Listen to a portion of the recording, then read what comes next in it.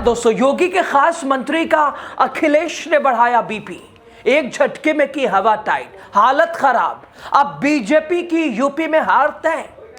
बड़ा दाव खेल गए अखिलेश, पड़ेगा भारी। योगी आदित्यनाथ हैरान परेशान।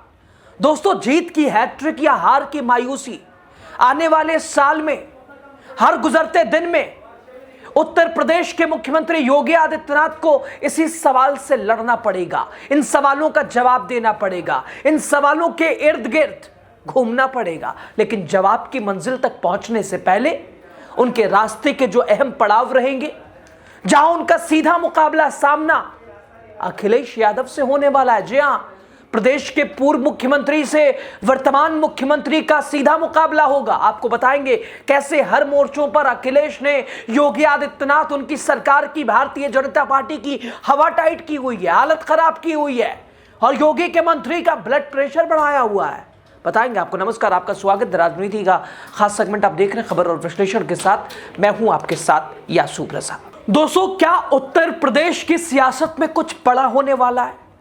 क्या 2027 से पहले ही बदलने लगी है सत्ता की जमीन, खिसकने लगी है योगी की कुर्सी? क्या हाथ से निकलने जा रहा है मैदान? और क्या एक ऐसा फैसला जो दिखने में छोटा है लेकिन बीजेपी और योगी सरकार के लिए बड़ी चुनौती बन सकता है या बन रहा है?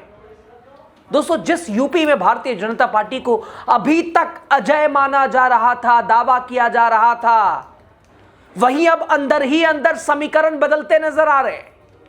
एक तरफ सत्ता है, संसाधन है, मजबूत संगठन है, सिस्टम का खेल है, सरकार का दबदबा है, रौब है, भौकाल है, तो दूसरी तरफ रणनीति है, सामाजिक समीकरण है। दूसरी तरफ विपक्ष को डराने की लगातार कोशिश है, लेकिन विपक्ष डटा हुआ है, मुकाबला कर रहा है ममता बनर्जी से सबक लेकर, बिहार वाली गलती ना हो, लगातार चढ़ाई कर रहा है। दोस्तों, उत्तर प्रदेश में विपक्ष की लगातार पकड़ बढ़ती जा रही है और इसी बीच अखिलेश यादव का एक ऐसा कदम जिसने न सिर्फ बीजेपी की चिंता बढ़ाई है बल्कि उनके सहयोगियों, खासकर योगी आदित्यनाथ के खास मंत्री निषाद पाठी, उसके वोट बैंक, बड़ा एक तरह से असर डाल दिया, हिलाकर रख दिया है। दोस्तों, उत्तर प्रदेश देश की राजनीति का सबसे बड़ा रण क्षेत्र। 2027 विधानसभा चुनाव अभी करीब एक साल दूर है, लेकिन समाजवादी पार्टी ने अभी से पूरी ताकत झोंक दी है। दोस्तों, एक तरफ सनातन की रट लगाकर मलाई चाट रही भारतीय जनता पार्टी की सरकार उसी सनातन की ही दुश्मन बनी है। हालांकि योगी आदित्यनाथ एक मठ के मुखिया हैं, योगी होने के साथ साथ सन्यासी भी हैं, बीजेपी की हिंदुत्व की राजनीति में आज के सबसे बड़े चेहरे हैं। बावजूद इसके प्रदेश सरकार बनाम शंकराचार्य लड़ाई आपने देखी, क्या हाल, बीजेपी का पूरा माहौल जिसने खराब करके रख दिया है। और उससे भी बड़ी बात, शंकराचार्य मामले में योगी को तो उनकी सरकार में ही अकेला कर दिया गया है, यानी हैट्रिक भी ना हो। बीजेपी यही चाहती है कि यह आदमी अब ना बन पाए कुर्सी का हकदार, वरना फिर दिल्ली का दावेदार ना हो जाए, जो कि मांग तो है ही है मोदी के बाद योगी। इधर दूसरी तरफ भले ही भारतीय जनता पार्टी में आपसी जितने भी कलह हों, विपक्ष कोई मोर्चा, कोई एक चाल छोड़ना नहीं चाहता। अभी हाल ही में देखिए 15 मार्च को बहुजन आंदोलन के जनक और बसपा के संस्थापक कांशी राम की जयंती, जिसको समाजवादी पार्टी ने पीडीए दिवस के रूप में मनाया। 28 मार्च को नोएडा से पीडीए भागीदारी रैली के साथ अखिलेश अभियान शुरू करने जा रहे हैं। यानी कोई मौका, कोई दिन अखिलेश छोड़ना नहीं चाहते। हर दिन कोई ना कोई टास्क, लगातार होमवर्क, कानून व्यवस्था, प्रदेश का हाल, शिक्षा, स्वास्थ्य, रोटी कपड़ा मकान, महंगाई, बेरोजगारी, फिलहाल एलपीजी और सीएनजी की कमी, गैस पेट्रोल डीजल को लेकर लगातार सरकार के दावे और हकीकत, लोगों की मारामारी, पैनिक सिचुएशन।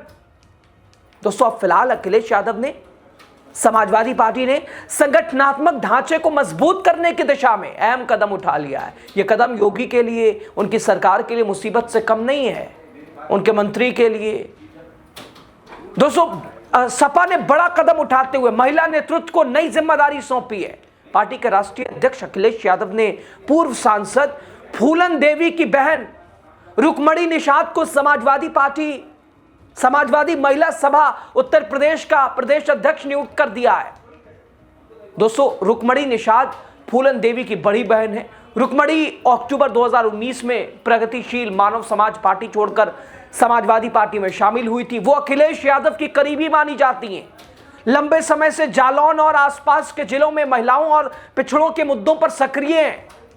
अब महिला विंग की प्रमुख बनाकर सपा ने आगामी विधानसभा चुनाव के लिए बड़ा संदेश दे दिया है। समाजवादी पार्टी द्वारा की गई यह नियुक्ति आगामी चुनाव के मद्देनजर संगठन को जमीनी स्तर पर सशक्त करने की रणनीति का हिस्सा माना जा रहा है। दोस्तों, लगातार दलितों को साधने की कोशिश, लगातार ब्राह्मण, ठाकुर, लगातार अल्पसंख्यकों को साधने की कोशिश। बीजेपी की चाल अलग है, लेकिन अखिलेश ने उन्हीं में सेंधमारी कर दी है। दोस्तों, यूपी चुनाव से पहले समाजवादी पार्टी ने रुक्मणी निषाद को बड़ी जिम्मेदारी देकर निषाद वोट बैंक को साधने की कोशिश की है। और यूपी में निषाद मल्लाह समुदाय की आबादी काफी प्रभावशाली है, खासकर पूर्वांचल जैसे मिर्जापुर, गोरखपुर, बुंदेलखंड के इलाकों में इनका प्रभाव है। ऐसे में जालौन की रहने वाली रुक्मणी निषाद को कमान सौंपना, अखिलेश यादव ने एक तरह से बीजेपी और निषाद पार्टी के गठबंधन की काट ढूंढने की कोशिश की है और ढूंढ ली है। निषाद वोटों के अलावा सपा ने पूर्व सांसद फूलन देवी की विरासत को साधने की कोशिश की है। फूलन देवी आज भी निषाद समाज और पिछड़ों के बीच काफी चर्चित स्वाभिमान का प्रतीक मानी जाती हैं। रुक्मणी निषाद का प्रदेश अध्यक्ष बनाए जाने से न केवल महिला संगठन को नई ऊर्जा मिलने की उम्मीद है, बल्कि निषाद समुदाय में भी पार्टी की पकड़ मजबूत होने की संभावना है। संजय निषाद इसी आधार पे तो आज मलाई चाट रहे हैं सत्ता की। जिन्होंने बोला था अरे यहाँ हुआ तो नहीं छुआ था, अब जाने वाले हैं दिन, लद गए दिन, जो करना था, जो कहना था, कह चुके साहब। लीजिए, संभालिए। दोस्तों, माना जा रहा है कि उनकी नियुक्ति से महिला कार्यकर्ताओं के बीच नई सक्रियता आएगी, संगठनात्मक विस्तार को गति मिलेगी। नई जिम्मेदारी संभालने के बाद रुक्मणी निषाद प्रदेश भर में महिला इकाइयों को सक्रिय करने, महिलाओं से जुड़े मुद्दों को प्रमुखता से उठाने, पार्टी की नीतियों को घर घर तक पहुंचाने पर जोर देंगी। साथ ही आगामी चुनावों में महिला कार्यकर्ताओं की भागीदारी बढ़ाने की दिशा में भी विशेष अभियान भी चलाया जाएगा। राजनीतिक जानकारों का मानना है कि सपा का यह कदम सामाजिक समीकरणों को साधने की दिशा में अहम कदम साबित हो सकता है। निषाद समाज के साथ साथ महिला मतदाताओं को साधने की रणनीति के तहत यह फैसला अहम माना जा रहा है।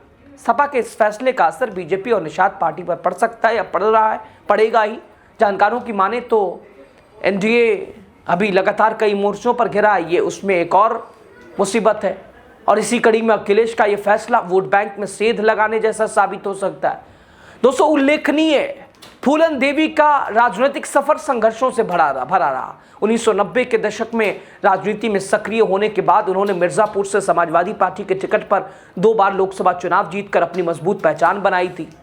तो दोस्तों, सवाल अब भी सीधा है, क्या यह सिर्फ एक संगठनात्मक नियुक्ति है या फिर 2027 की सत्ता की बिसात पर चली गई एक सोची समझी चाल है, रणनीति है।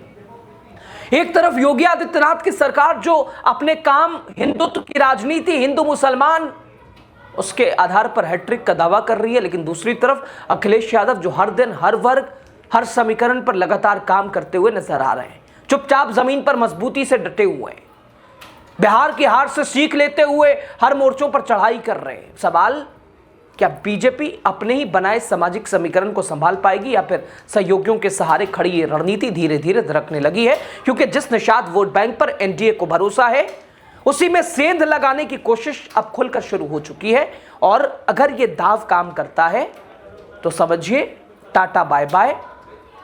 भारतीय जनता पार्टी का उत्तर प्रदेश में उसकी एक पहल, उसकी एक सीढ़ी, उसका एक स्टेप, जो कि अलग अलग समुदायों को लगातार साधने की सपा कोशिश कर रही है, हैट्रिक ना हो पाए। और योगी आदित्यनाथ एंटी इनकम्बेंसी के बावजूद सनातन विरोधी आजकल नारा इसी सरकार के लिए लग रहा है। इस पर आप क्या कहेंगे बताइएगा आप जरूर। सपा की इस चाल पर, सपा की इस सक्रियता पर आप खबर पर क्या सोचते हैं, एक कमेंट जरूर कीजिए। बहुत शुक्रिया।